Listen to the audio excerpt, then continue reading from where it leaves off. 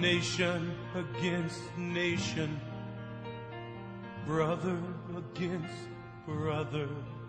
So happy that you've been able to join us in this conversation. This is a biblical perspective, and I know the time this comes, there are things that we may say that may already have been overtaken, and we are advising that some of the programs we do can be fast-tracked based on the realities on the ground. We're going to be discussing issues, BBI, and especially the declarations that were made by the 5 judges of the High Court. And the declarations are right now, as we talk, being challenged in the Court of Appeal, and we are waiting to see what kind of arguments will be presented for the determination of the appellate court. And with me to be able to look at this is Brother Vincent Kimoso. Karibu sana. Thank you, sir. I want us to begin looking at the declarations. Yes, sir. And personally, yeah. I must tell you that when these declarations were done, yeah. With us, you know, I've stated somewhere yeah. that these judges are being condemned and celebrated in equal measure. It happens. It happens. That judgment, you know, you are cutting through complexity. Yeah. So anyways, the orders which recommend themselves, which we hereby grant are as follows.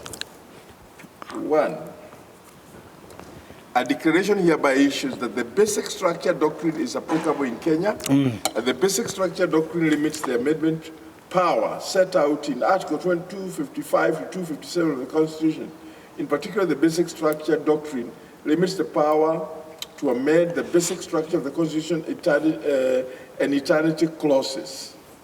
That the basic structure of the Constitution and eternity clauses can only be amended through the primary constituents power, which must include 4 sequential processes, namely civic education, public participation, coalitions of views, constituents, assembly debate, and ultimate referendum.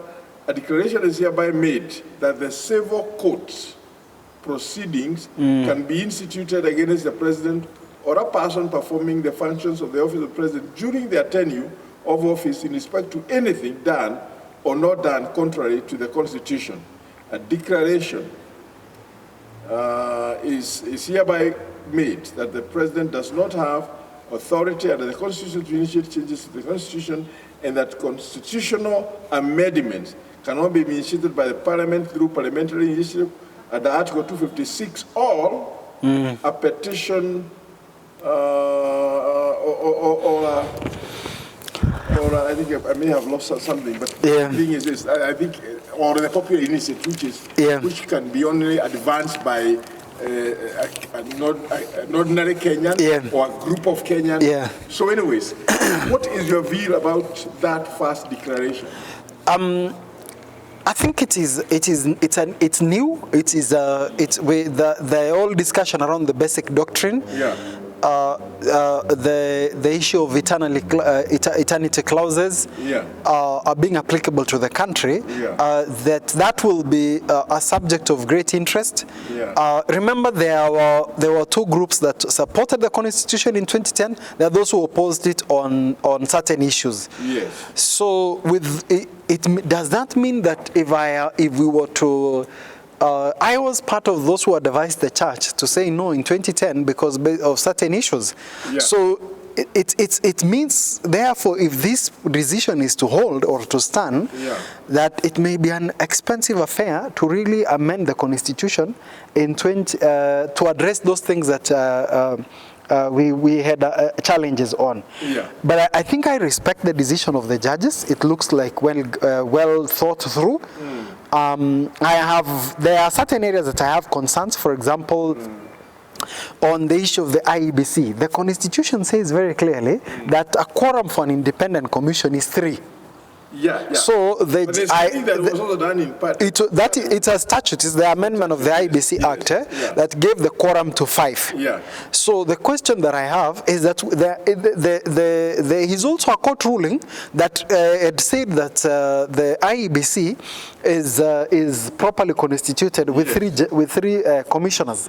So I am awaiting the appeal and further clarification because they were able to differentiate the business of the commission and the policy decisions of the commission. So their judgment was that when it comes to policy issues, which in their view, the referendum question is a major policy issue, that quorum of 5, which Parliament in their wisdom provided for, means something. Yes. So I will be hesitant to support the group that generally dismisses the judgment because they gave their well-reasoned position. Like, for example, on the boundaries, you could see very clearly that the reason why we gave this mandate to the IEBC was it's an independent institution. There is a process. So you can clearly see how they arrived at that judgment. So in my view, I hear both sides of the divide. But for example, how do you, that just requires clarification so that the IEBC is also well guided. Remember, Bishop, the IEBC is such a critical institution that we have 16 months to an election. If you do not put that institution on a clear spectrum, on a clear platform, moving into an election, if it is limping in certain areas, then you are not really injecting the much needed confidence in this great institution. Yeah. So in my view, I look forward to the Supreme, or is it the Appellate Court, making a clear determination and giving guidance to the institution. I also wish the process that is currently ongoing the very best, that is in terms of the selection of new commissioners. May we get the right people, may we get the men and women of integrity who will stand for this country.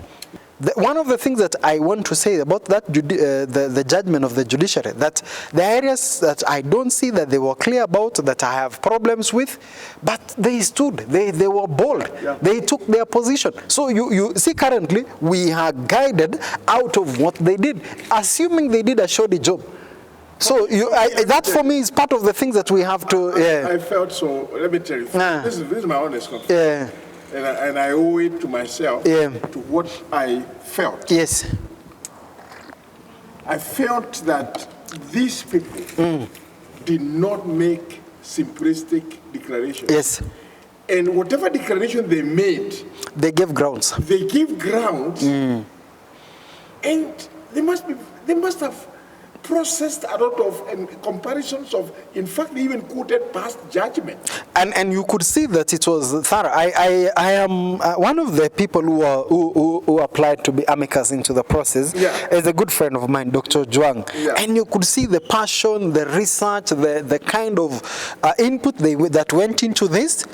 I want to say there is no judgment that is perfect because it is made by human beings. Declaration, we say there are some things we didn't know. Yes. And there are things that maybe they are new, like the eternity clauses, the constituents. And what they define as the basic structure. They declare what the basic structure is. The basic structure is the 18 chapters of the Constitution and the schedules. They say that those are the. So if you are doing something that fundamentally alters you have to go through the process that arrived at, like there was a constituent assembly, there was public participation, there was civic education, and finally there was a referendum.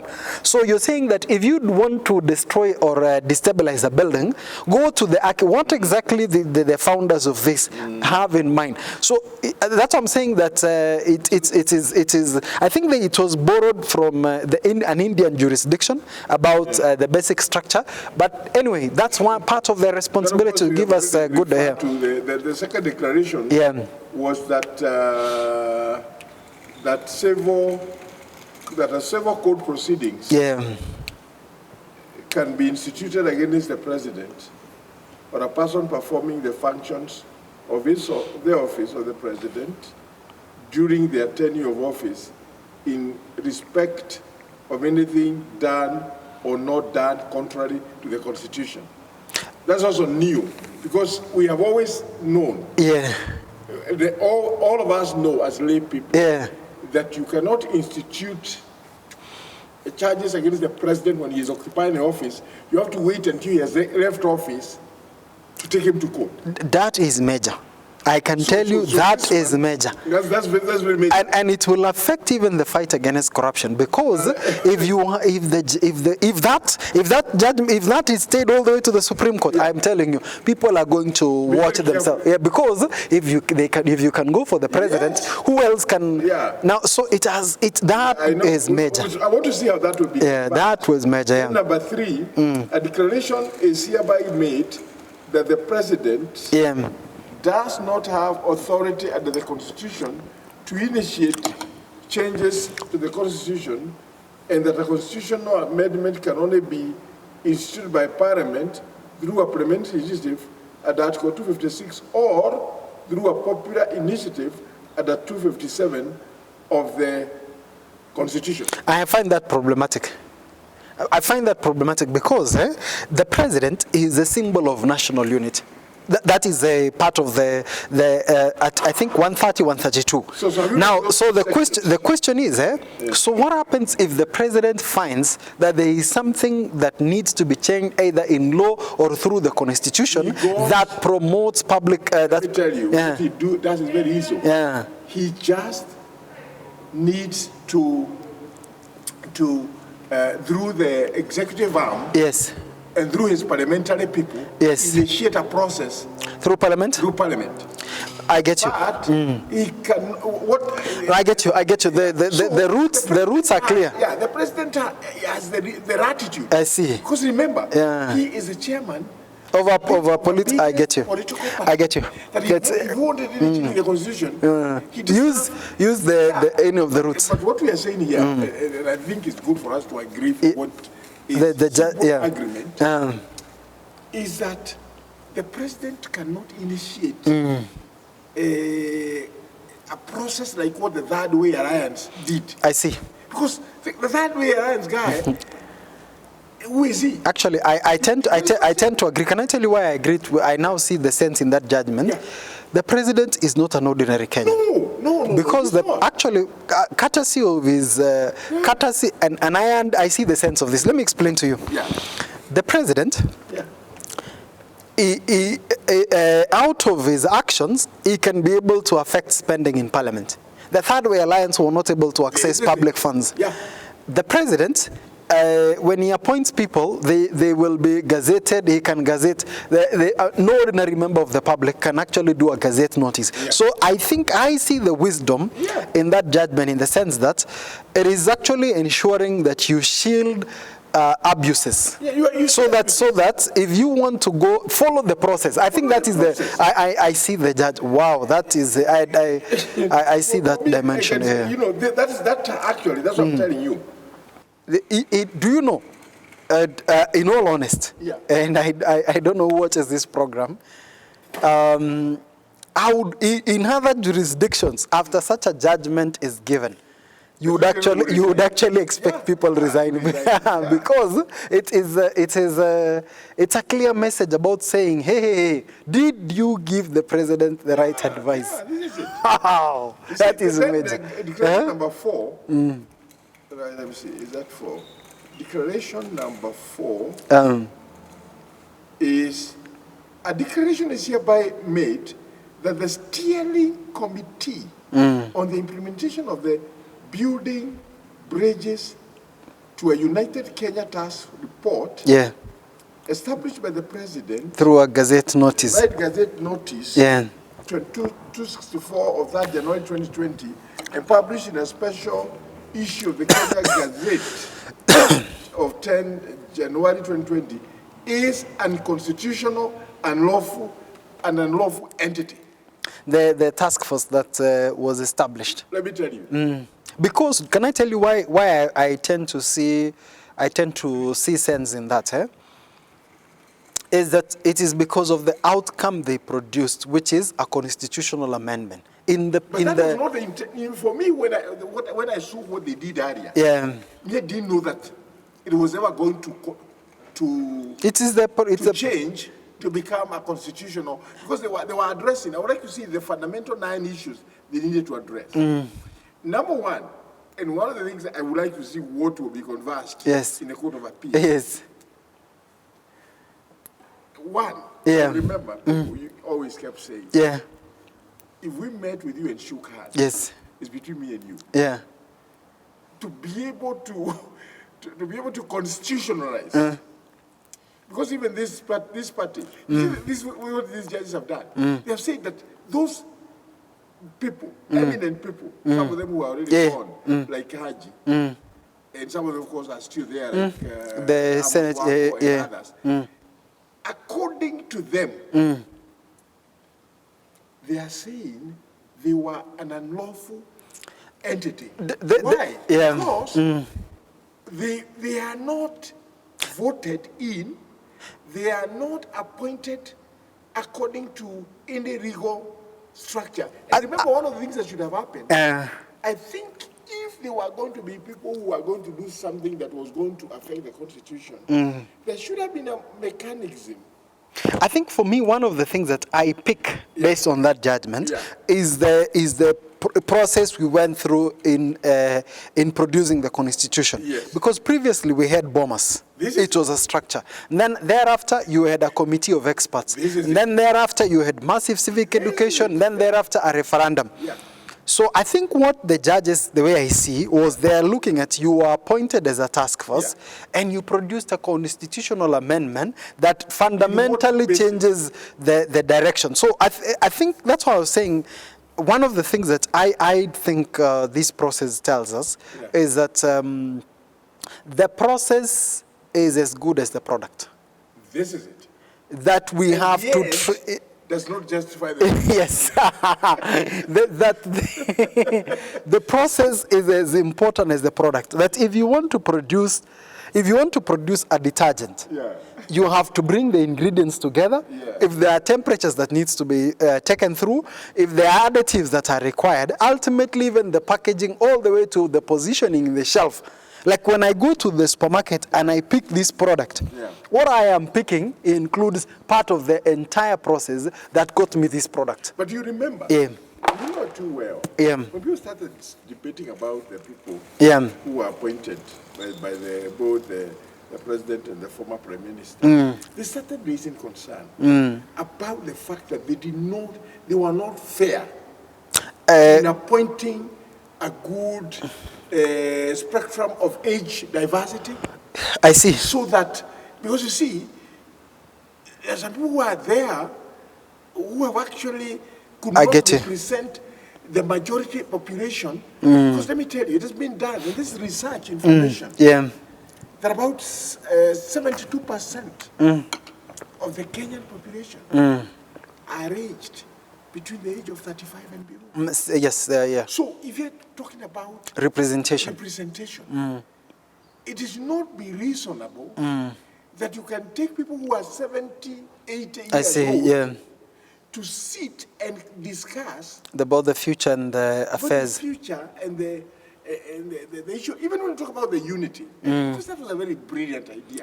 But the question we go back to is this: who were the advisors of the president? No, and I get you. Well, because when they were constituting that team should have been a very deliberate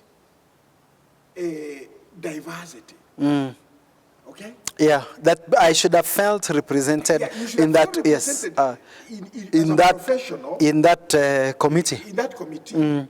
And there should have been a way in which it should have been made constitution. But you see, the question would have been there. The word is legal. The question would have been there. The word is legal. And the question is this. Do you know, for the president to have done that, he did not need people from out there. Those people were in parliament. Parliamentarians. You know there is a legal committee in parliament. Do you know, had this initiative come from that legal committee, which which I can tell you the president would have, and because the handshake had already taken place, Yeah. he could even have made it a joint. I think so that members of parliament from opposition representation of the different. Actually, the word that I see, this is the wisdom that I pick out of this. That you may have noble intentions, and God bless the president and the deputy and the former prime minister for their handshake and their courage. But good intentions needs to be backed up by good processes and support both legally and cover. Because I can tell you, if after the handshake, the president and the former prime minister came together and came out and says, we are beginning a process that will actually address the following things. Yeah. You know, like use, for example, maybe even what legal instruments empowers the president to be able to begin the process. And then point out that out of the outcome of this process, we want to see a more united Kenya. Because let me tell you, I do not think even the judges in their intention, the things they've not spoken, no one can fight anything that will build bridges towards a united Kenya. I don't know if you agree with me. There is no one who in there can fight. Yes. Cover more ground. Okay. A declaration is hereby made that being unconstitutional and unlawful entity, the steering committee of the implementation of the Building Bridges to a United Kenya Task Force report has no legal capacity to initiate any action towards promoting constitutional changes under Article 257 of the Constitution. Further, a declaration is hereby made that the entire BBI process, culminating with the launch of the Constitution of Kenya Amendment Bill 2020, was done unconstitutionally and in usurpation of the people's exercise of sovereign power. A declaration is hereby made that Mr. Uhuru Muigai Kenyatta has contravened Chapter 6 of the Constitution, and specifically Article 73(1), by initiating and promoting a constitutional change process contrary to the provisions of Constitution of Amendment of the Constitution. A declaration is hereby made that the entire unconstitutional constitutional change process promoted by the steering committee on the implementation of the Building Bridges to the United Kenya Task Force report is unconstitutional, now, and void. It was a comprehensive judgment. It was by the time you could see the people took time to digest and to take some more. This judgment, and again, if you go to the axis of this judgment, they have referenced authorities. It was the authorities of reference. Yes. Authorities.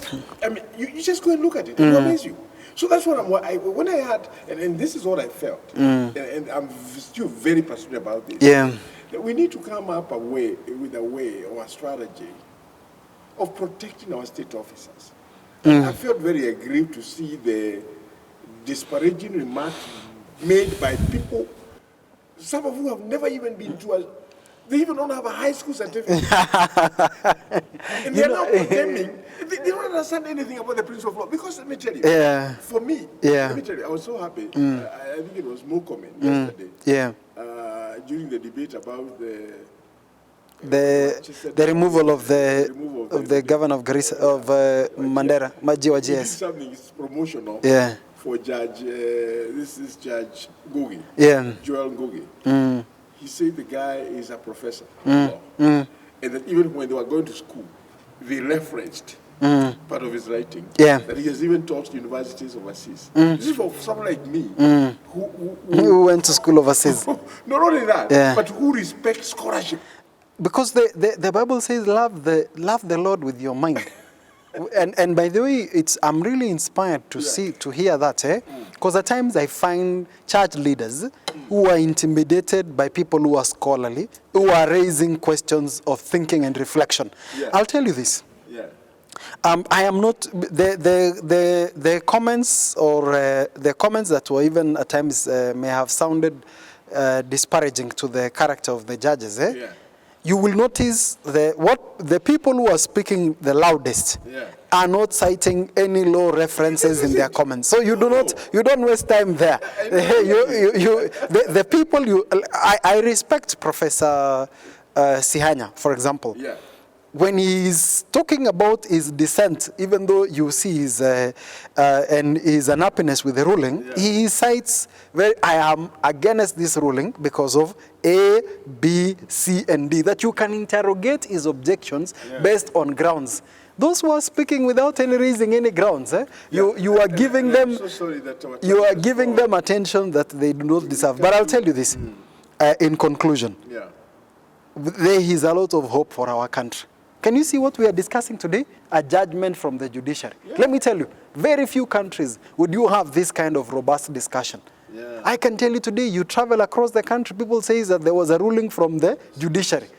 There were days people did not know even the functions of the judiciary. The only much they could talk about judiciary was Vioja Mahakamani. I'm telling you the truth. If you tell people to talk about the judiciary, the only much anyway. Wow, we can conclude. We must bring this to a close. Yes. And again, Kenyans, the good thing is this is in the public domain. Yeah. And we have just taken time to reflect on the judgments that were made by the 5 judges of the High Court, legally constituted. And somebody told me something yesterday. When the judge sits in that seat and makes declaration, you can't wish it away. Yes. There's a point in which that judgment will be used as a reference elsewhere. And it becomes, like I can tell you, for example, they have said the IEBC cannot do anything. So, it does not matter how much you shout, that is a court order. It's a court order. Yes. Stopping them from doing any implementation with the referendum. And no one can ignore that. Listen, they also had ordered that the parliament cannot take anything to the president to assent until matters are... No, you see, even now, the speakers of the 2 houses have to reflect, because if there is no clarity coming from the court, however much that, anyway, that is the good thing about the building institutions of the institutions. Even if they are codependent, I think we need to support them and wish them well and respect them. It's like what I was telling you when we were here last. Anyway, we're going to pick it up some other time. Okay, great. We honor you for giving us the opportunity to address matters that are very heavy in the hearts of Kenyans. We just thank you, dear Lord, for the time we have had.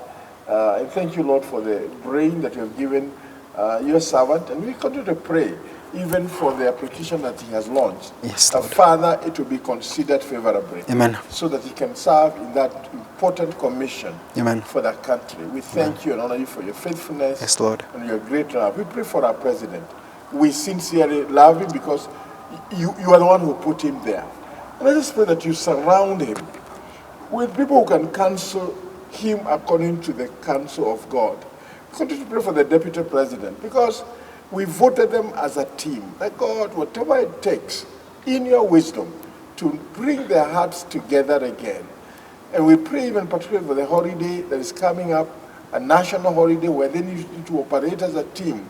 That Father, you remove all the prejudices that could be there to interfere with that which should be. We continue to pray for those members of parliament, the senators, the governors, everybody within the structure of government, that they will operate in your fear. We pray for church leaders to continue to vanguard the principles of truth for your glory and praise. In Jesus' name, amen.